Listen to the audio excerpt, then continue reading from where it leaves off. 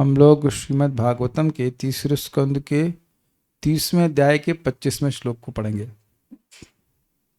नरक की यात्रा के बारे में तो आपने पढ़ लिया, 25 से आगे पढ़ेंगे कि नरक ले कैसे जाया जाता है, और काफ़ी भयानक था। लेकिन नरक में क्या उनका स्वागत होता है, स्वागत क्या पूरा ट्रीटमेंट होता है, बस अब आप सुनेंगे, आप लोग, हम सभी लोग सुनेंगे। एक माता जी बता रही थी कि उनके पति यद्यपि ब्राह्मण परिवार में पैदा हुआ है लेकिन मांस खाते हैं, और मांस खाते हुए कहते हैं कि उनको उसमें सेल्फ सेटिस्फैक्शन होता है। अब देखिए, ये तो टोटल अज्ञान बोल रहा है उनका।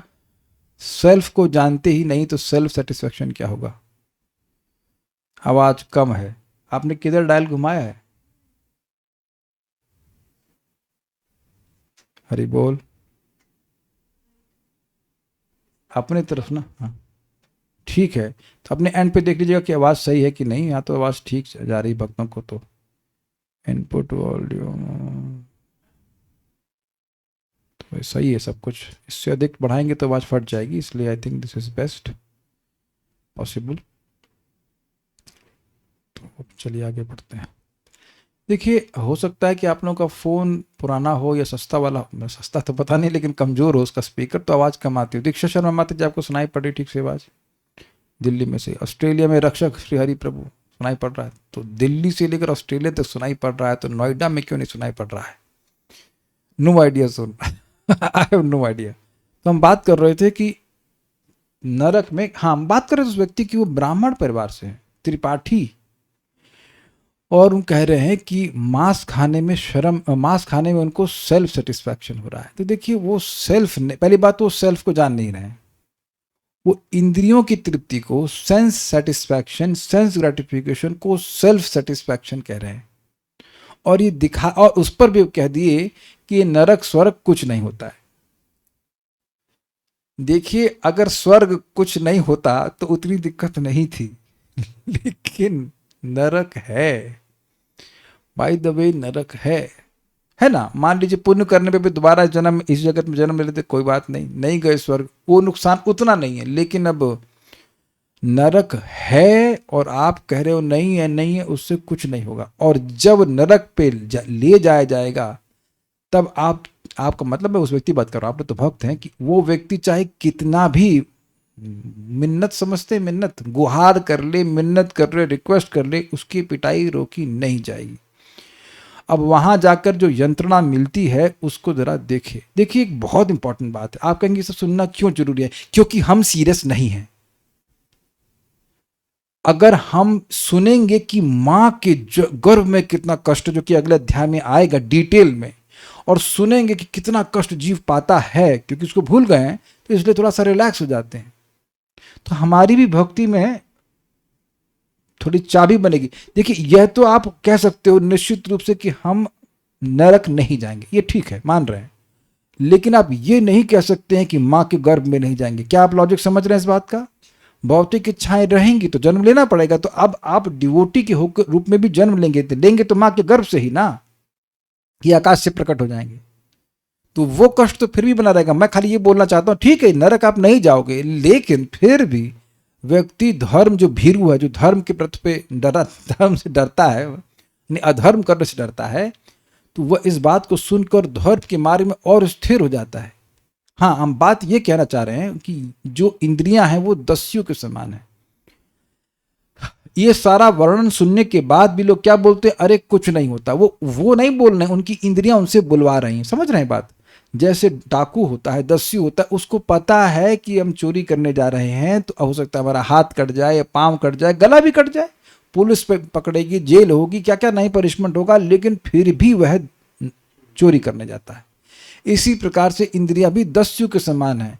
ये जानते हुए भी, आगे आप सुनेंगे जो पापों की वजह से क्या मिलता है, किस पाप से क्या मिलता है। तो अब ऐसा व्यक्ति पाप जानते हुए भी पाप करता है, क्योंकि इंद्रियां करवाती हैं उसको। इसीलिए हम सभी लोगों का कर्तव्य है कि इंद्रियों को सीमित करने का प्रयास करें, एटलीस्ट चेष्टा करें, प्रयास करें, तो बहुत सारे पापों से आप बच जाएंगे। तो ये सब बातें थोड़ी समझनी वाली। तो अभी हम खैर वापस इस पॉइंट पे आ रहे हैं कि क्या नरक में यंत्रणा मिलती है, और यहाँ के 3rd डिग्री टॉर्चर वगैरह कुछ नहीं इसके आगे। तो लेट्स हियर देम। आदीपनम समझ गए ना, पहुंच गए हैं वो भाई साहब नरक। अब क्या ट्रीटमेंट हो रहा है वहां पर। आदीपनम स्वगात्राणाम आदीपनं स्वगात्राणां वेष्टयित्वोल्मुखादिभिः वेष्टयित्वोल्मुखादिभिः आत्ममांसादनं क्वापि आत्ममांसादनं क्वापि स्वकृतं परतोऽपि वा स्वकृतं परतोऽपि वा आदीपनं स्वगात्राणाम् आदीपनं स्वगात्राणां वेष्टयित्वोल्मुखादिभिः वेष्टयित्वोल्मुखादिभिः आत्ममांसादनं क्वापि आत्ममांसादनं क्वापि स्वकृतं परतोऽपि वा स्वकृतं परतोऽपि वा आदीपनं स्वगात्राणां वेष्टयित्वोल्मुखादिभिः आदीपनं स्वगात्राणां वेष्टयित्वोल्मुखादिभिः आत्ममांसादनं क्वापि स्वकृतं परतोऽपि वा आत्ममांसादनं क्वापि स्वकृतं परतोऽपि वा आदीपनं स्वगात्राणां वेष्टयित्वोल्मुखादिभिः आदीपनं स्वगात्राणां वेष्टयित्वोल्मकादिभिः आत्ममांसादनं क्वापि स्वकृतं परतोऽपि वा आत्ममांसादनं क्वापि स्वकृतं परतोऽपि वा।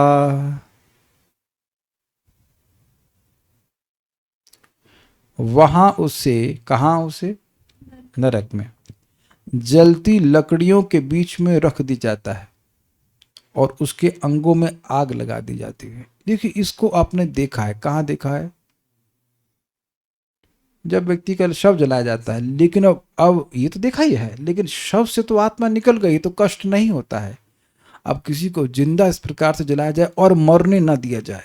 भाई जिंदा भी बहुत बार कभी कोई खराब लोग होते हैं किसी को जला देते हैं तो सुन के ही डर लगता है कितना कष्ट हुआ होगा। हल्की सी उंगली जल जाती है कितना कष्ट होता है। जरा विचार कीजिए, विचार कीजिए कि हल्की सी उंगली जलती है तो कितना कष्ट होता है। अब उस दर्द को हजारों लाखों गुना बढ़ा दिया जाए और मरने ना दिया जाए, ये स्थिति है। यद्यपि यहाँ डिटेल में वर्णन नहीं है कि ऐसी यंत्रणा उसको किस पाप के लिए दी जा रही है, उसको आप 5वें स्कंद के आखिरी अध्याय में डिटेल में पढ़ सकते हैं। यहाँ पे थोड़ा शॉर्ट में बता रहे हैं, लेकिन ये है कितना बड़ा कष्ट। अभी इससे पहले तक तो उसको हीट बाहर से मिल रही थी, अब उसको लिटरली शव को जलाते ऐसे लकड़ी पर जला दिया, भून रहे हैं लिटरली उसको। लिटरली मीन्स, लिटरली मतलब होता है यथावत, जैसा बोला जा रहा है वैसा ही हो रहा है। लकड़ियों की आग पर उसको भूना जाता है और वो मरता नहीं है, केवल कष्ट भोगता है। कभी कभी उसे अपना मांस स्वयं खाने के लिए बाध्य किया जाता है। समझे, इसे हाथ है तो कब काटो उसको, अब पीछे से पुश किया जाएगा कि तुम्हें खुद अपना मांस काटो और खाओ। अभी कितना दर्दनाक होगा। आप इसको तुलना कर सकते हैं कि कभी कभी अपनी दांत में जीभ हल्की सी आ जाती है तो अपना मांस काटना हुआ ना खुद से। हम थोड़ा थोड़ा एग्जाम्पल दे रहे ताकि समझ में, एकदम आंसू निकल जाता है कि नहीं, ऐसे हल्की सी, एक पूरा कटता भी नहीं है जीभ। मेरा तो नहीं बज रहा है, मेरा ही बज रहा था। चाहिए, शर्म नहीं आती लोगों को, पता नहीं किस टाइम में क्लास होती, क्लास तो कभी आएंगे नहीं। लेकिन इंटरेस्टिंग है, जिस व्यक्ति ने भी कॉल किया उनको मैंने बचाया एक टाइम, बता रहा हूँ कैसे, अच्छे टाइम पे कॉल किए। तो ये व्यक्ति मेरे को पूछे, हम गांव में गए थे, कहे पता मुझे यहाँ पर मुर्गी पालन के लिए एक बिजनेस शुरू होने वाला है तो उसमें पैसा लगाऊं मैं। अच्छा बच गए। नहीं तो इसी प्रकार से नरक में पड़े होते। हमने कहा भैया कि और कोई तरीका नहीं है आपके पास जिंदगी जिंदा रहने का? यही, जो नाम नहीं रखूंगा, लेकिन जो व्यक्ति कॉल किए तो बच गए वो। ऐसे लोग को आइडिया आते हैं कलयुग में। मुर्गी पालन, समझ रहे हैं ना मुर्गी पालन का क्या होने वाला है? मुर्गियों को पाला नहीं जा रहा है, काटने के लिए पाला जा रहा है। तो ये सब पाप आदमी करता है लेकिन समझता नहीं कि कितने समय तक दुख भोगेगा। तो खैर, हम बात कर रहे थे कि जब जीव हल्की सी कट जाती है कितना कष्ट होता है, आंख से एकदम तुरंत आंसू हो जाता है, कोई कुछ बोल नहीं पाता, और यहाँ पर अपना मांस काटने के लिए बोला कहा जाएगा और फिर खाओ उसको। How disgusting that will be. खुद ही अपना मांस खा रहा है, काटो और फिर खाओ, या अथवा अन्यों द्वारा खाने दिया जाता। ये तो और दोनों ही फजीयत है, लेकिन बहुत खराब। फजीयत शब्द इज वेरी वेरी स्मॉल। ये कितना भयानक है आप बताइए। जीते जी कोई हमारा मांस काट काट कर खाए, भाई ये तो हॉरर पिक्चर हो जाएगी, हॉरर हो जाएगा ना। मैं बार बार रिपीट कर रहा हूं कि वो मर नहीं रहा है। हो सकता है कि मांस खाया जाता हो और फिर मांस आ जाता हो, हमें पता नहीं क्या सिस्टम है, हड्डी बड्डी का क्या सिस्टम है, मांस का क्या सिस्टम हमको नहीं पता, लेकिन वो जो भी है वो दर्दनाक है, ये बात। तो इस प्रकार से वहां पर कष्ट दिया जाता है, इसलिए पाप नहीं करना चाहिए। उन्मुख मतलब होता है जलती लकड़ी, उन्मुख आदि भी, जलती लकड़ी इत्यादि के बीच में मतलब और भी कोई तरीका हो सकता हो, कोयला भी होता हो जलाने के लिए। वेष्टयित्वा अर्थात डालकर, उसको ऐसा समझिए कि जैसे लकड़ी की बहुत चिता टाइप की जल रही है, मतलब बहुत वाली जो कढ़ाई में नीचे से लकड़ी लगाते हैं ना, तो उसमें उस तरह से बहुत विशाल लकड़ी का कुछ सेटअप होगा जिसको जलाया गया, उसमें उसको डालकर स्वगात्राणाम आदीपनम, उसके गात्र मतलब होता है शरीर का अंग, विभिन्न अंगों को जलाते हैं। काफी डेंजरस है। और वह क्वापि स्वयं, कहीं स्वयं वा अथवा परतः अपि, दूसरे से भी कृतम अर्थात काटे गए आत्मांस अदनम, अपने शरीर के मांस को खाता है। तो ये सुनकर के तो कुछ डर आया ही होगा मन में। अब ये बताइए कि भगवान का नाम का उपकार अब भी नहीं गिनेंगे? अयम ही कृत निर्वेश जन्म कोटि हंसामपि यद व्याज हार विवशनाम सस्तयनम हरे। भगवान विष्णु के दूत कह रहे हैं कि अयम, अयम उसको दिखा रहे हैं अजामिल को, अयम ही कृत निर्वेश, निर्वेश मतलब प्रायश्चित, इसने कर लिया है प्रायश्चित। प्रायश्चित यमदूत तो एकदम आश्चर्यचकित हो गए, प्रायश्चित किया है। जन्म कोटि अहंसा में भी, करोड़ों करोड़ों जन्मों का। अब ये बहुत हैवी स्टेटमेंट है, एक जन्म का, एक पाप का एक दिन दंड नहीं मिलता है, हजारों दिनों तक, हजारों समय तक दंड मिलता है यमलोक में। एक पाप का, अगर एक बार शराब पिया तो बहुत पाप, बहुत दिन तक दंड मिलेगा। कुछ समझ रहे हैं बात? तो अब यहां पर विचार कीजिए कि एक नाम ने अनंत कोटि जन्मों के पाप नष्ट किए हैं, तो अब नाम को, नाम के प्रति कितना आदर होना चाहिए। मैं समझा पा रहा हूं आदर क्यों? कितने बड़े दुख से भगवान का नाम रक्षा करा। इसी बात को रूप गोस्वामी कहते हैं, तो मनादरादपि मनागुदीरितम निखलो कृताप पटलिम विलुम्पसी। आपको अनादर पूर्वक और थोड़ा सा भी बोलता है हे नाम प्रभु, तो आप उसके महान उग्र ताप को नष्ट करते हैं। तो इस जगत में लोग कहते हैं कि भगवान का नाम बोल रहे हैं, हमारा कुछ हो नहीं रहा है। अरे भैया, तुम कितने से बच जा रहे हो ये तो पहले समझो। कलयुग में ऐसा कौन व्यक्ति हो सकता है जो कह दे कि मैं पाप नहीं कर रहा हूं, बल्कि कह दीजिए कि पुण्य करना है तो पुण्य करने वाले ढूंढने पड़ेंगे, लेकिन पाप करने वाले तो बैच के बैच पाप कर रहे हैं, लाइन लग लग करके पाप कर रहे हैं। प्रमाण, पिक्चर देखने जाते हैं ना लगाकर, अगर टिकट नहीं मिला तो पाप से बच गए, लेकिन व्यक्ति नहीं मिलने पर रोता है कि नहीं? आप कहेंगे पिक्चर देखना पाप है, इंद्रियों का व्यर्थ प्रयोग पाप है, और वहां सब इंद्रिय तृप्ति के विषय ही दिखाए जाते हैं, तो पाप हुआ कि नहीं? पुण्य तो नहीं हुआ, पुण्य नहीं हुआ तो पाप ही हुआ ना। गंदी सुंदी चीजें दिखाते हैं, अब तो और भी स्थिति खराब हो गई है। तो खैर हम आपको ये बता रहे हैं कि कितना ये सब सुन करके व्यक्ति को बड़े उत्साह से नाम करना चाहिए, चाहे कैसा भी लग रहे हो, क्योंकि ये जो एक्सपीरियंस है नाम उच्चारण का, तो ये तो टेम्परेरी है। जो आपको कठिनाई हो रही है तो इस समय कुछ समय बाद नष्ट हो जाएगी, लेकिन ये कितने बड़े दुख से व्यक्ति को बचा ले रही है। हरे कृष्णा कृष्णा कृष्णा हरे हरे, हरे राम राम राम हरे हरे। मैं एक केस में पॉइंट बोलूंगा, वही माता जी बता रही थी कि अपने पति को बोली कि कम से कम प्रभु जी 5 बार तो बोलिए। प्रभु जी बोली हैं, जो भी बोली हैं सुनिए जी, प्रभु जी लायक तो वो नहीं है, लेकिन सुनिए कि आप कम से कम 5 बार महामंत्र बोलिए। तो वो 5 बार अभी बोलने को तैयार नहीं है। यही दिखाता है कि जिसके मन में पाप भरा है वो नाम भी बोलेगा नहीं और जाएगा नरक में। भावार्थ दीपिका, माइक पे बोलिए। वही व्यक्ति ने अगर पहले बोला हो, अभी मना कर रहा है पर पहले बोल चुका हो, हाँ तो नहीं जाएगा। नहीं जाएगा, आपको दिक्कत है, जाना चाहिए उसको। ठीक है, मुझ पे बोल देते हैं, नहीं बोलना मुझे, ऐसे लोग हैं। हाँ तो ठीक है, फिर भी आप बोलते रहिए हरे कृष्णा कृष्णा कृष्णा हरे हरे, हरे राम राम राम हरे हरे।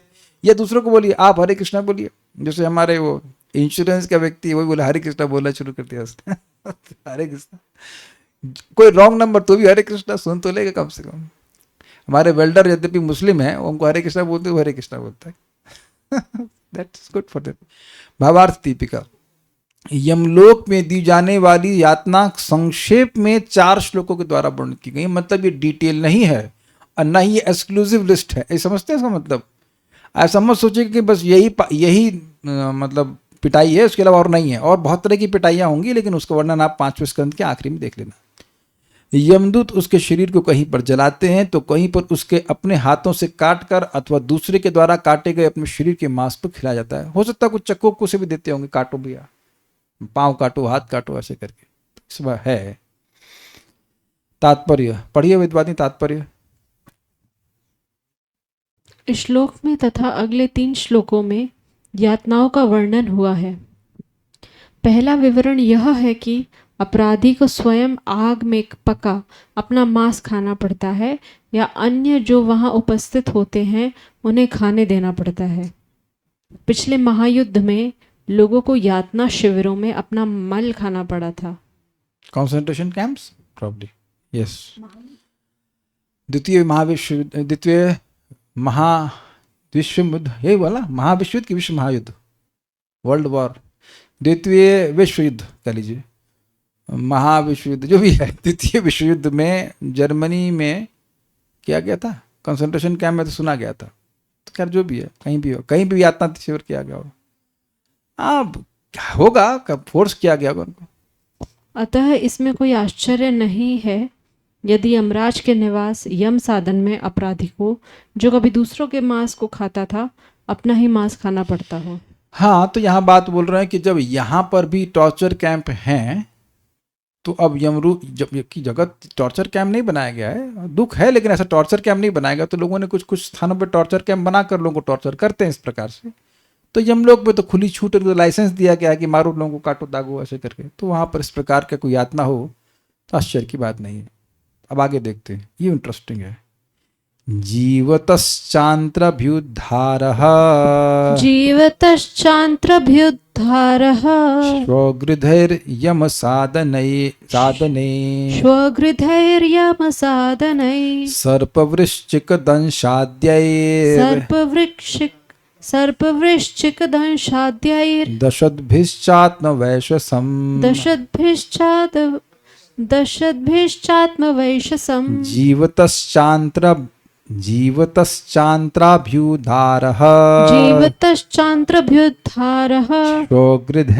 स्वगृधैर्यमसादने सर्पवृश्चिकदंशाद्यैर् दशद्भिश्चात्मवैशसम् जीवतश्चान्त्रभ्युद्धारः स्वगृधैर्यमसादने सर्पवृश्चिकदंशाद्यैर् दशद्भिश्चात्मवैशसम्। एक बात यह भी है कि श्रीमद् भागवतम सूर्य के समान है, तो इसको सुनने से धर्म का बोध हो जाता है। जो लोग नहीं श्रीमद् भागवत सुने हैं वो ऐसे ही बातें करेंगे, स्वर्ग कहाँ, नरक कहाँ, अंधकार में जीवन बिताएंगे। पढ़िए, अनुवाद पढ़िए। नरक के कुत्तों तथा गीधों द्वारा उसकी आंखें उसके जीवित रहते और देखते देखते निकाल ली जाती हैं। हमारा प्रश्न है कि जब आंख निकाल ली तो देखते देखते कैसे हो? ये सोचने वाली बात। दोनों आंख निकाल ली है तो देखेगा कैसे? क्यों काले कृष्ण प्रभु? ये सोचने वाली बात है, इनकंसीवेबल। लेकिन देखते देखते का मतलब ये है कि एक आंख निकाल रहे हैं तो देख रहा है, दूसरी आंख से देख रहा होगा कि मेरी आंख निकाल रहे हैं, या अनुभव कर रहा होगा, ये बात। देखते देखते का अर्थ यहाँ पे क्या होता है बताइए? फटाफट, मतलब उसे फील हो रहा है कि निकाली जा रही है। हाँ, यही बात समझ में आ रही। उसके अनुभव में ही उसकी आंखें निकाली जा रही है। ये बहुत भयानक है भाई, बहुत। आज भी सामान्यतः ऐसी पीड़ा नहीं दी जाती। मैं सामान्यतः बोल रहा हूँ कि कुछ लोग आज भी किसी किसी देश में ऐसी पीड़ा कर देते हैं। एटलीस्ट मुसलमानों की जब राज्य था भारत में तब ऐसा बहुत बार किया गया है। क्या नाम है उनका? कुरैश, और दूसरे कौन थे? ग से नाम है उनका, ओहो, नाम याद नहीं आ रहा। दो वैष्णव थे जो हुआ ये था कि इसके बाद रामानुजाचार्य जी को पकड़ने के लिए राजा ने सैनिक भेजे थे, तो उनके स्थान पर उनके शिष्य कुरैश और एक और भक्त थे, गोष्ठीपूर्ण, यस गोष्ठीपूर्ण, वो चले गए थे और उन्होंने वहाँ के पंडित को हरा दिया। वो प्रमाणित करना चाह रहा था कि शिव जी परम सत्य हैं, तो उन्हें स्थापित किया शास्त्र के आधार पर कि नहीं, विष्णु परम सत्य हैं। तो वो गुस्सा हो गया और फिर उन्होंने दोनों की आंखें फोड़ दी, आंखें निकलवा ली। It's very painful. Maharana Pratap, if I am not wrong, इस संभाजी महाराज को भी किया गया था और राणा प्रताप को या राणा सांगा, दोनों में से राणा सांगा को भी ऐसे किया गया था। लेकिन ये पॉइंट है कि इस प्रकार का यंत्रणा दी जाती थी, लेकिन यहाँ तो रेगुलर फैशन है उनके लिए, मतलब यमराज के दूतों के लिए इस प्रकार से प्रताड़ित करना। और उसे सांपों, बिच्छुओं, डांसों तथा अन्य काटने वाले जंतुओं से पीड़ा पहुंचाई जाती। हाँ, तो चलिए ये तो समझ में आ गया। डांस किसको समझ में आया, हाथ खड़ा कीजिए। हाँ ना, बिना फोन निकाले, बिना फोन निकाले। हाँ, तो हम इसीलिए तो पूछ रहा कि उसको मतलब आपको पता है डांस मतलब? डांस मतलब नहीं पता आपको? आप गांव में नहीं रहे हैं, हिंट दे रहा आपको। अच्छा, किसी को नहीं पता? किसी को पता है दूर दूर तक डांस नहीं पता है? हाँ, सुंदरा माता जी को पता है। आपको पता है? साइंटिस्ट को पता है।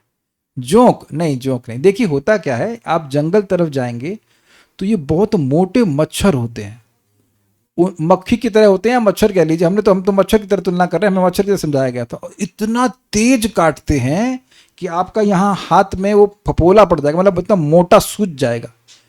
तो ये स्पेशली पशुओं को परेशान करते हैं, लेकिन आपको छोड़ेंगे नहीं। अगर आप मिल गए तो आपको भी छोड़ने वाले नहीं। हमको काट चुका इसलिए हम बोल रहे हैं। अरे ततैया नहीं आंटी, ततैया नहीं, मच्छर ही मच्छर की तरह बड़ा होता है, उसे डंस कहते हैं।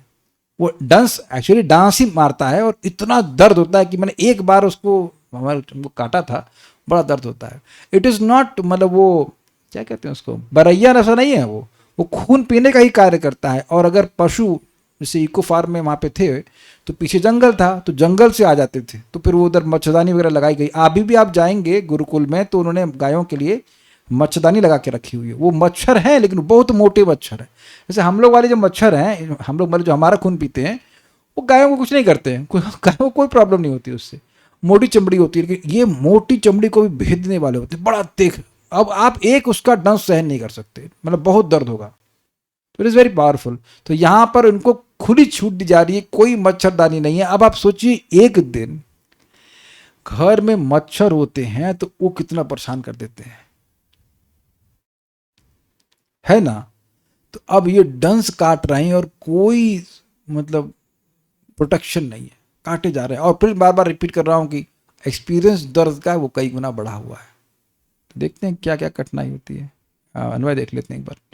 यम साधने यमपुरी में श्व और गृध, श्व मतलब कुत्ता और गृध मतलब गिद्ध, कुत्ते और गृध जीवतः अंतरणा अभ्युधारा, जीते जिसकी अंतड़ियों को बाहर खींचते हैं। प्रपात उसको आंखें को दिए क्या?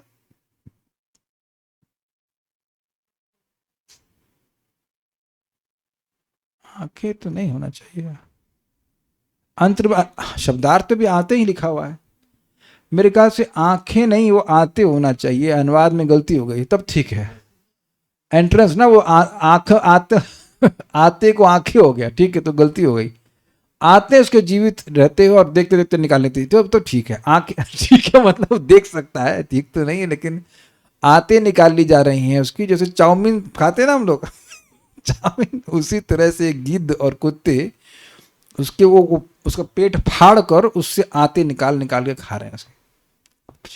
बहुत बहुत दर्द होगा।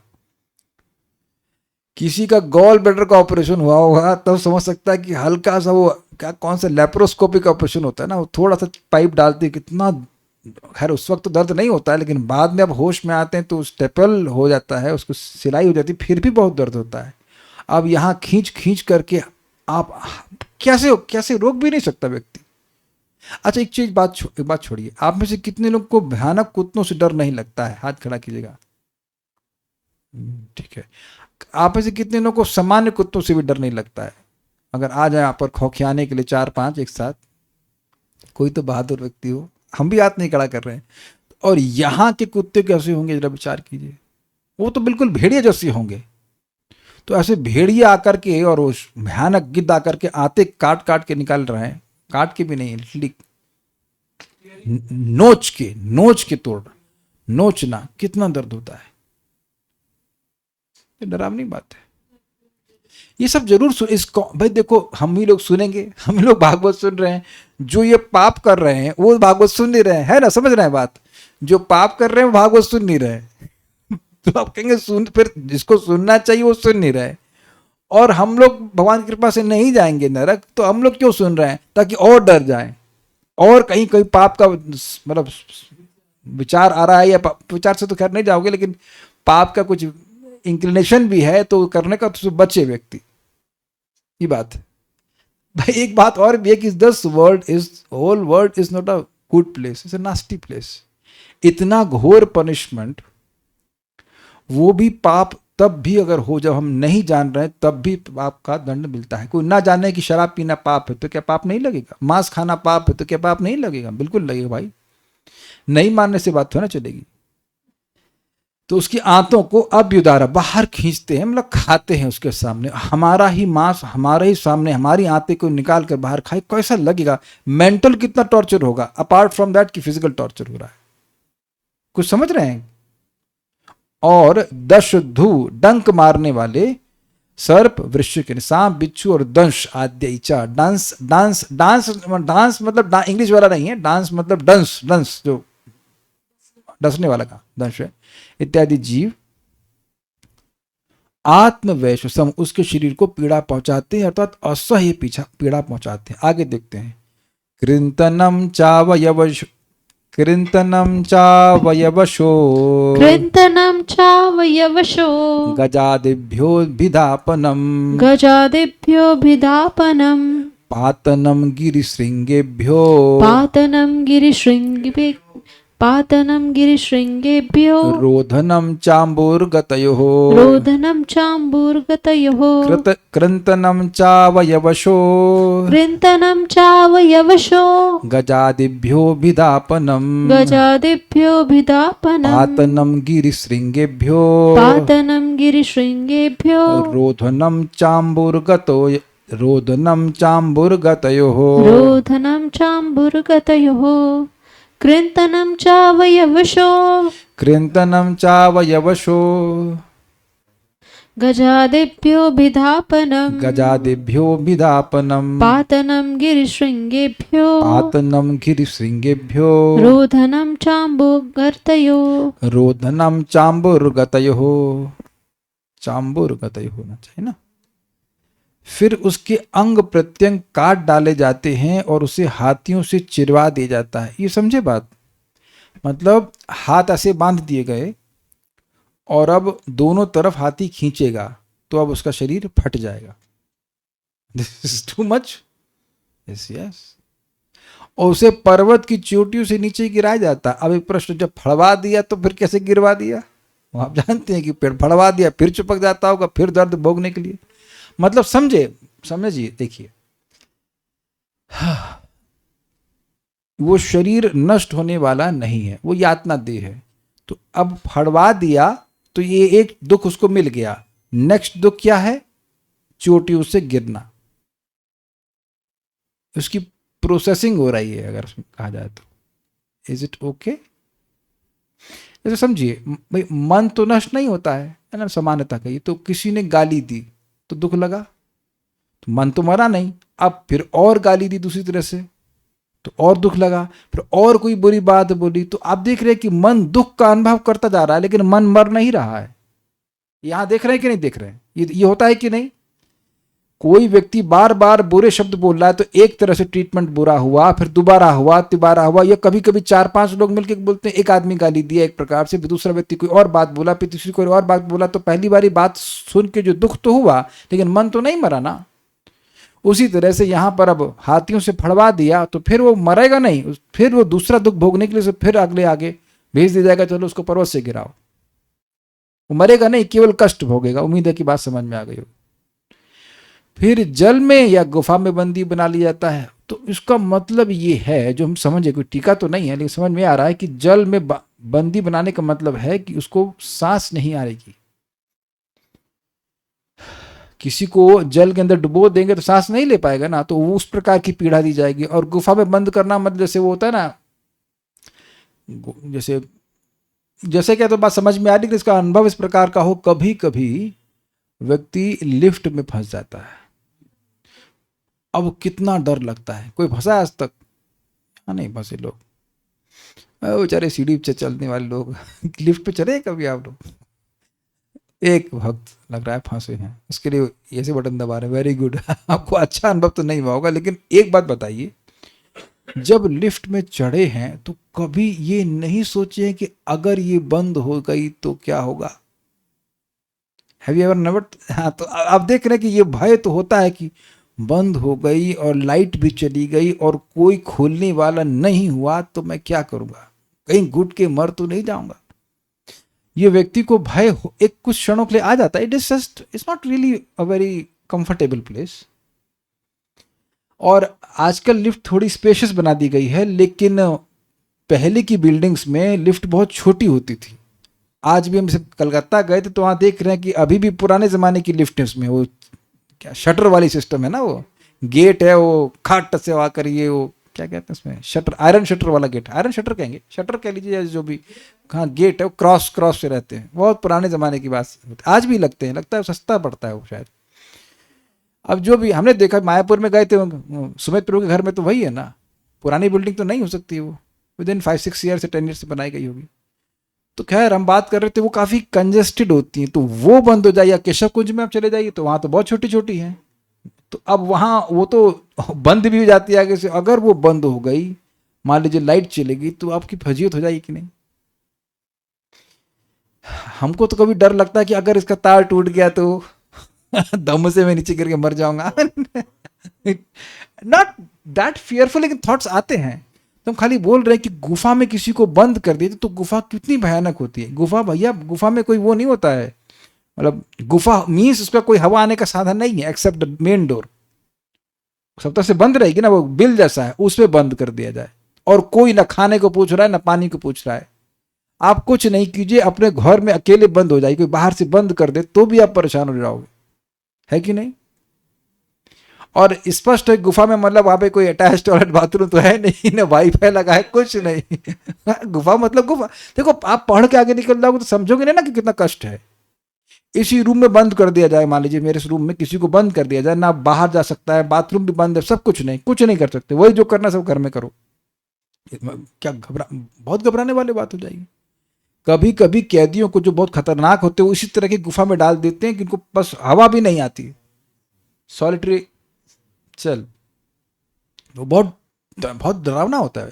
किसी से बात नहीं कर सकते, अंधेरा में बिल्कुल व्यक्ति पड़ा रहे। और स्वाभाविक सी बात है, वहां पर डंस और बिच्छू शायद होंगे ही, अज्यूम कर सकते हैं कि उस गुफा में होंगे, तो इस प्रकार का कष्ट दिया जाता है।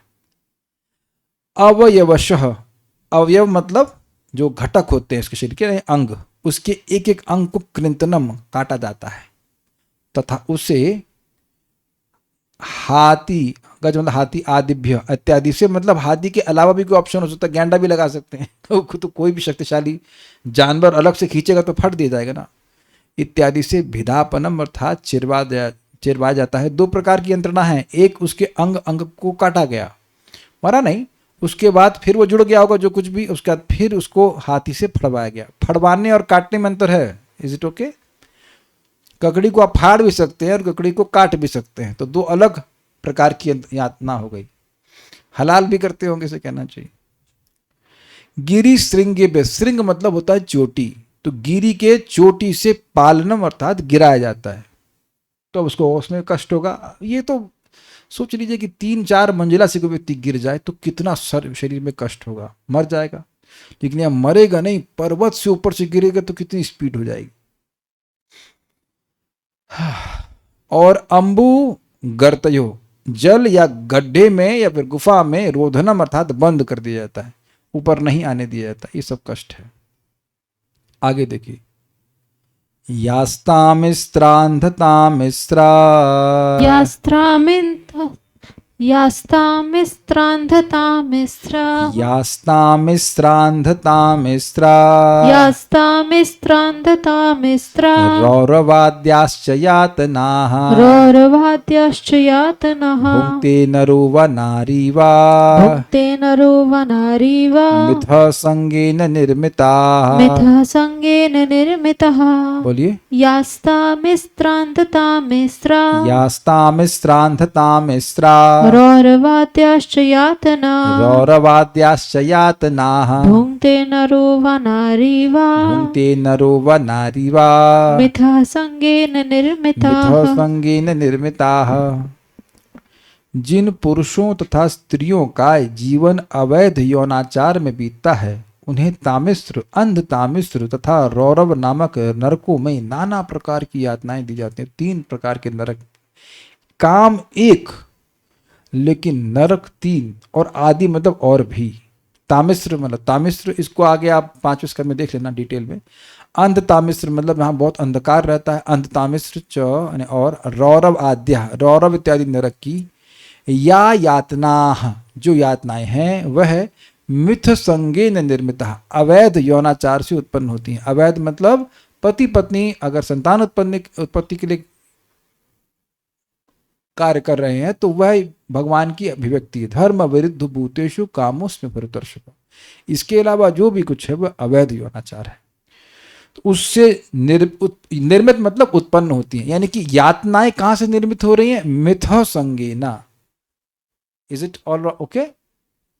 नरा यानी पुरुष हो, वा नारी वा या नारी हो, अर्थात दोनों को ही दुख भोगना पड़ता है। भुंगते मतलब भोगना पड़ता है। तात्पर्य, भौतिकतावादी जीवन विषयी जीवन पर आधारित है। मतलब भौतिकतावादी जीवन में अगर भोग ना हो तो व्यक्ति किसी प्रकार की कोई मेहनत नहीं करना चाहेगा। उन समस्त भौतिकतावादी लोगों का जीवन जो जीवन संघर्ष में नाना प्रकार की यातनाएं भोग रहे हैं काम वासना पर आधारित है। अतः वैदिक सभ्यता में केवल सीमित रूप से विषयी जीवन की अनुमति दी गई है। यह जीवन विवाहित दंपति युगल के लिए संतान उत्पत्ति के लिए है, किंतु जब अवैध इंद्रिय तृप्ति के लिए विषय जीवन का उपयोग किया जाता है तो स्त्री तथा पुरुष दोनों को इसी संसार में या मरने के बाद कठोर यातना सहनी पड़ती है। इस लोक में उन्हें सिफिलिस तथा गोनोरिया जैसे रोगों द्वारा दंडित होना पड़ता है, और अब एड्स इत्यादि भी बहुत फैल रहा है। और अगले जीवन में उन्हें अनेक नारकीय यातना भोगनी पड़ती है, जैसा कि यहाँ पर वर्णन हुआ है। भोगे रोग भयम, आपने इस बात को जानते हैं। भगवद गीता के प्रथम अध्याय में अवैध विषय जीवन की अत्यधिक भर्त्सना की गई है, और यह कहा गया है कि जो इस प्रकार से संतान उत्पन्न करते हैं वे नरक को जाते हैं। ये बात कहाँ बोली? बोलते हैं कि शंकरो नरकय सेवा कुलग्ना नाम कुलस्य च, ऐसे करके है ना। तो जो भाई ये राजा लोग मार दिए जाएंगे, अब इनकी स्त्रियां जो हैं वो असुरक्षित रहेंगी, तो फिर अवैध यौनाचरण होगा और उससे फिर अवैध संतान उत्पन्न होंगे। तो ये बात, तो संतान भी नरक को जाती हैं, और इस कारण से ऐसी संतान को जन्म देने का कारण बनने वाले भी नरक में जाते हैं। ये बात यहां पर बोल रहे हैं। यहां पर भागवतम में इसकी पुष्टि की गई है कि ऐसे अपराधों को तामिस्र, अंध तामिस्र तथा रौरव नरकों में जीवन बिताना पड़ता है। तो व्यक्ति को बात सुन करके इन पापों से बचना चाहिए, और बचने का सिंपल तरीका है भक्ति करके व्यक्ति को इन भोगों की इच्छाओं से मुक्त हो जाना चाहिए। जब तक भोग की इच्छा रहेगी व्यक्ति सब कुछ सुनते हुए भी, जानते हुए भी पाप करेगा। मैं फिर से रिपीट कर रहा हूँ, ये सब सुनने के बावजूद भोग की इच्छा रहेगी तो व्यक्ति गलती करता है। अब देखो सिंपल सी बात है, हम लोगों को मांस खाने की इच्छा नहीं होती। मैंने भी मांस खाया भक्ति में आने से पहले, लेकिन भक्ति कर रहे हैं, इच्छा समाप्त हो गई तो कभी ये पॉइंट आया ही नहीं। आप समझ रहे हैं, अंडा मांस कभी पॉइंट ही नहीं आया कि हमको संघर्ष हो रहा है, कुछ हो रहा है। तो ये क्यों नहीं हो रहा है? क्योंकि इच्छा नहीं है। तो मूल बात पाप नहीं है, जो पाप वासना है वो प्रॉब्लम है। क्योंकि वो वासना रहेगी तो सुनने के बाद भी दृष्टाश्रुताभ्याम यत पापम, देखने के बाद कि पाप करने के से दोष मिल रहा है, जैसे बता रहे हैं प्रभुपाद, इस जीवन में भी कष्ट मिल रहा है, और सुनने के द्वारा कि भाई यमराज के यहाँ कष्ट मिलेगा, तब भी व्यक्ति पाप करने से निवृत्त नहीं हो पाता है। तो वासना ही प्रॉब्लम है, सबको समझ में आ गया। और वासना का मूल क्या है? अविद्या। अपने स्वरूप को भूल जाना और सुख बुद्धि होना कि मैं इस कार्य को करके सुखी हो जाऊंगा। भाई एक सिंपल सी बात है, अवैध हो चाहे वैध हो, ये देह तो मल का ढेर है, इसको स्पर्श करने से या और कुछ कार्य करने से कोई व्यक्ति सुखी तो नहीं हो सकता, हो ही नहीं सकता ना। अगर हो जाता तो फिर व्यक्ति जो मर गया उसको भी स्पर्श करके देखिए क्या सुख मिलता है, नहीं मिलता है। तो ये अविद्या ही है कि जीव को बाध्य कर रही है, इस विचार ये इसको कन्विंस कर रही है कि तुम इसको छूओगे स्पर्श करोगे तो तुम सुखी हो जाओगे। सुखी आज तक कोई नहीं हुआ, इट इज नॉट पॉसिबल। कुछ लॉजिक समझ रहे हैं? लॉजिक सिंपल है कि इस देह को हम को संतुष्ट करके या किसी देह को छू करके हम क्यों संतुष्ट नहीं हो सकते? क्योंकि देह बना ही अच्छी वस्तु से नहीं है, मल मूत्र पीप और क्या खून आदि से बना हुआ, उसको छू कर कोई सुखी होता है क्या? नहीं हो सकता है। तब भी जीव इतने डेंजर को मतलब ताक पे रखते हुए, समझ रहे इसका मतलब, इतना बड़ा खतरा है कि व्यक्ति को नरक जाना पड़ेगा, तब भी ऐसी चीजों में क्यों प्रवृत्त हो रहा है? क्योंकि उसकी बुद्धि खराब है, उसकी सुख बुद्धि है। तो इसका रूट इलाज क्या है? भगवान के नाम का जप करना, भगवान का प्रसाद ग्रहण करना और भगवान की कथा को सुनना। धीरे धीरे करके व्यक्ति इस बुद्धि से निजात पा लेगा, उसकी सुख बुद्धि इसमें नष्ट हो जाएगी। बड़ी सुंदर बात है कि भक्त भी भोगों में अगर प्रवृत्त हो जाए तब भी उसकी हे बुद्धि रहती है। Is it okay? और जो भोगी लोग हैं उनकी उपादेय बुद्धि रहती है। अपीचे तो सुदुराचार वाला श्लोक है ना, उसमें बहुत व्याख्या तो हम अभी नहीं कर रहे हैं यहाँ पे, लेकिन जैसे नाम जप करते जाएंगे तो प्राय अगर भोग नहीं भी छूटे शुरुआत में, लेकिन हे बुद्धि आ जाएगी, यानी उपादेय। उपादेय का मतलब होता है कि बहुत अच्छी चीज है, तो वह नष्ट हो जाएगी। That's a very great thing. अगर उपादेय बुद्धि नष्ट हो गई है तो व्यक्ति कम से कम छोड़ने के बारे में सोचेगा तो। Do you agree with this? लेकिन उपादेय बुद्धि बनी हुई कि भाई बड़ा अच्छा है, बड़ा अच्छा, एक लड़की नहीं, दूसरी लड़की तो एक नहीं, तो कोई तीसरी लड़की, 4-5 ऐसे करके बदलते रहते हैं, तो क्या कारण है? उनको उपादेय बुद्धि है। I hope you are getting the point. तो नाम जप करके, भागवत सुन करके व्यक्ति के हृदय का परिवर्तन होता है, वासना नष्ट होती है, धीरे धीरे करके वह छोड़ देता है। ये बात इंपॉर्टेंट है। स्थूल शरीर यहाँ रह जाता है और चला जाता है और सूक्ष्म शरीर यमलोक जाता है, तो वो कौन सा मांस खाता है? स्थूल नहीं, सूक्ष्म मांस को खाता है। यातना देह मिलता है वहां पर, उसी को मांस को खाता है, और कुछ मत नहीं। ठीक है, हाँ बोलिए। प्रभु जी, हरे कृष्ण। प्रश्न ये प्रभु जी, एक तो मन कर रहा है कुछ व्यक्तिगत रियलाइजेशन।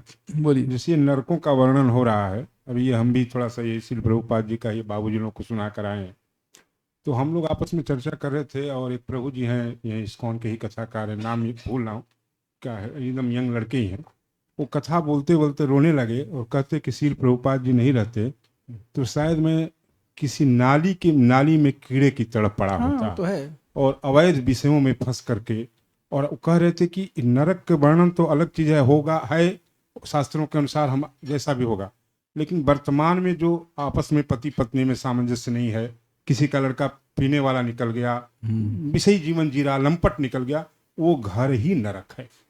घर भी नरक है, उससे ही नहीं भी, वो सैंपल है, उसके आगे फिर मूवी जो है वहां पर मिलेगी यमदूतों के पास। So life should be Krishna conscious. एक बात मैं फिर आपको रिपीट करूंगा, जब हमारी चैंटिंग अच्छी होती है, सुबह से हम बढ़िया जप करते हैं, तो धीरे धीरे आप देखेंगे कि वासनाएं बड़ी, मतलब आप देखने लग जाएंगे वासनाएं नष्ट हो रही हैं, और उससे बहुत बहुत उत्साह मिलता है। पूरा ठीक नहीं भी हुए हैं, लेकिन बहुत सारी वासनाएं समाप्त हो गई हैं। दैट इज़ वेरी इंडिकेटिव, क्योंकि विश्वास होता है कि दवा काम कर रही है। So will stop here. Shrimad Bhagavatam की जय, श्रील प्रभुपाद की जय, निताई गौर प्रेमानंदे। हम लोग ये सुनते हैं कि श्रीमद् भागवतम सुनने से भगवान हृदय में आ जाते हैं, तो ये मालूम कैसे चले कि आ जाते हैं? तो अब जीव गोस्वामी जी भक्ति संदर्भ में से समझाते हैं कि देखिए, अगर किसी के हृदय में भगवान हैं तो उसको वह भक्ति की तरफ प्रेरित करेंगे, पुण्य करने की ओर प्रेरित करेंगे। नहीं तो परमात्मा के रूप में वो न्यूट्रल रहते हैं, पाप करना चाहो पाप करो या कुछ। लेकिन आप देख रहे हैं कि श्रीमद् भागवतम सुन रहे हैं, जप कर रहे हैं, तो कुछ गलत भी करते हैं, और जब कर भी रहे होते हैं तब भी भगवान बोलते रहते हैं तुम ये गलत कर रहे हो।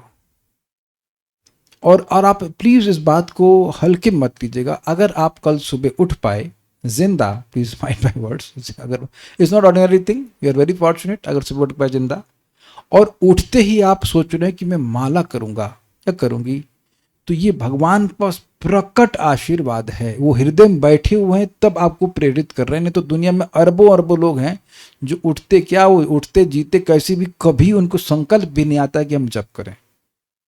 कुछ ये ऑटोमेटिक कुछ नहीं हो रहा है, भगवान हृदय में हैं, इसलिए वो ऐसे प्रेरणा दे रहे कि चलो बेटा जप करो, भगवान को भोग लगाओ, इत्यादि इत्यादि।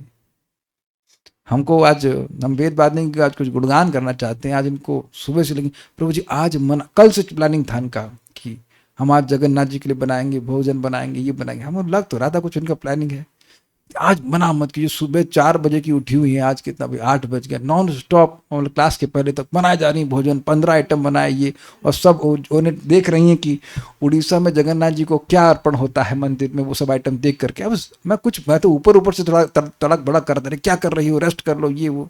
But I was very happy and I was seeing how Krishna only is inspiring her. तो देख रहे हैं कि भगवान का जप कर रहे हैं, भक्ति कर रहे हैं, तो व्यक्ति भक्त को प्रेरित करता है कि देखो मेरी ये सेवा करो, ये मेरी सेवा करो। क्या भगवान को खाने की कमी है, but still he wants from you, that's whole point. तो ये भगवान हृदय में रहेंगे तो आपको प्रेरणा देंगे, तुम ये सेवा करो, तुम वो सेवा करो। अब हम थोड़ा सा बोले कि मत कीजिए तो कहती हैं अच्छा भागवत आप पूरे दिन पढ़ सकते हैं, हम खाना नहीं बना सकते हैं। चलिए ठीक है, बनाई भाई, आर्गूमेंट तो अच्छा है। हमारी इच्छा, हम रोज तो हम खैर पूरा दिन तो नहीं पढ़ते हैं, लेकिन उत्साह तो होता है कि मौका मिले तो पूरा दिन पढ़ लें ऐसा करके। तो ये कब दिन वो आएगा, तो उत्साह था इनका। आई was very happy, although she is tired, I think you must be happy, is it not? प्रसन्न है ये भगवान की सेवा करके। तो ये बहुत बड़ा संकल्प है। और मुझे फिर वो श्लोक याद आ रहा था, हस्तौ च कर्मसु मनस तव पादयोर्न, मेरे हाथ आपके सेवा में लग रहे। और भी बात याद आ रही कि अद्वैताचार्य जी कहते हैं चैतन्य महाप्रभु कि महाप्रभु आए उनके यहाँ प्रसाद पाने के लिए, तो कह रहे कि मेरे दोनों हाथ आपकी अपने भोजन बनाए, इससे अधिक मुझे और क्या चाहिए, मेरा भाग्य है, परम भाग्य है। दिन भर भगवान की सेवा में लग जाए और रात में थक जाए तो बड़ा अच्छा है ना, माया के लिए कोई टाइम नहीं है, जाके अब धड़ से सो जाओ, कोई पाप करने का टाइम नहीं है। एक बात और बोलेंगे, महाराज बड़ा अच्छा बोलते हैं, परम पूज्य राधा गोविंद महाराज जी का आज व्यास पूजा है, उनको बड़ी मजेदार बात लगती है उनके लेक्चर से। वो कहते हैं कि देखो जब पाप करने का मौका हो तो पीछे रहो, हो सकता है कि एंड में आपको पाप करने का मौका ना मिले। जैसे वो सिलेंडर में होता ना, पीछे रहते हैं जब तक सिलेंडर मिलने आया वो खत्म हो गया। और पुण्य करना है तो उसमें सबसे आगे लगो, क्योंकि हो सकता है कि अब पुण्य करने का मौका ना मिले। इसमें एक और पॉइंट ऐड कर लीजिए कि भाई मन का और शरीर का कोई भरोसा नहीं है। हो सकता है कि शरीर साथ ना दे, और हो सकता है कि शरीर ठीक हो लेकिन मन हट जा रहे, छोड़ो यार क्या पुण्य करना है। तो कोई दान करना है, कोई जप करना है, कुछ भी सेवा भान की करनी कर लेना चाहिए, तो आगे व्यक्ति इस प्रकार से बढ़ता जाएगा। और जितना पुण्य करेंगे उतना पुण्य करने की प्रवृत्ति और बढ़ जाएगी, तो डेफिनेटली इन सब पापों से व्यक्ति बच जाएगा। Will stop now, thank you so much. अब हम छोड़ दे रहे हैं, कब ले बेचारी थक गई हैं तो ठीक है, चलो बोलिए। नहीं माइक पे बोलिए, भक्तों भी सुन ले क्या कहना चाहते हैं। आज की कथा में अभी बोला आपने कि विषयी जीवन छूटता नहीं है। वास्तव में हम अपना कह रहे हैं कि वास्तव में नहीं छूटता है, लेकिन कथा सुनने से और भगवान का नाम लेने से या अन्य चीज़ों से हे दृष्टि आ रही है। देखिए एक बात और बताऊं आपको, विषय जीवन छूट जाता है अगर आपके पास कोई इंगेजमेंट है। तो मैंने कई बार बताया कि अगर हमारे पास इंगेजमेंट रहता है तो भोगों में समय जाता नहीं है, विषय में मन नहीं जाता है। लेकिन अब जैसे समय मिला खाली, तब डेंजर आ जाता है। तो ये अपने जीवन को ऐसे सेट करना चाहिए कि समय ना मिले। अलग अलग प्रकार की सेवाएं रहती हैं तो बड़ा अच्छा। हमें किसी के यहाँ गेस्ट बनना बड़ा डेंजरस होता है कि हम एक्टिव आदमी हैं, सुबह इतना ज़्यादा सेवा रहता है, 1 मिनट भी हमारा नहीं रहता इधर से उधर। तो किसी घर गए तो अब ऐसे उनके घर में गए थे तो विग्रह की सेवा नहीं, तो अब 1 घंटा क्या करें और वो खतरनाक पॉइंट है, 1 घंटा क्या करें। देन माया बोल से ये करो। सो एनीवेज तरीका ये कि कृष्ण की सेवा में लगे रहना चाहिए। ठीक है, हरे कृष्ण।